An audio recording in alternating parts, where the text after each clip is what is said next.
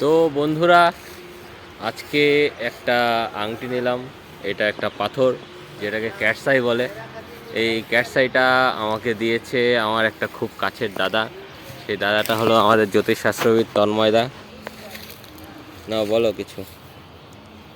নমস্কার বন্ধুরা। প্রকৃতি পরিবর্তনের মধ্যে দিয়ে মানুষের জীবনযাত্রারও অনেক পরিবর্তন হয়, গ্রহ নক্ষত্রেরও অনেক পরিবর্তন হয়। গ্রহ নক্ষত্রের পরিবর্তনের সঙ্গে সঙ্গে আমি সকলকে বলবো, নতুন বছর 2026 খুব ভালো যাবে।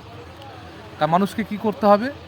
মানুষকে তার সঠিক পথে চলতে হবে এবং ভালো ভালো ভাবনা চিন্তা করতে হবে, ভালো ভালো কাজ করতে হবে, মানুষের সেবায় নিজেকে নিযুক্ত করতে হবে এবং যতটা পারা যায় ততটা সত্য কথা বলতে হবে। কারণ এই সময়, এই 2026-এ মানুষ খুব ভালো থাকবে। 2024-25 আমরা যেরকম কাটিয়েছি, 2026টা কিন্তু খুব ভালো যাবে। তাই আমরা সনাতন ধর্মের মানুষ, তাই সকল সনাতনীদের বলবো, এই 2026 থেকে নতুন ব্রত পালন করুন।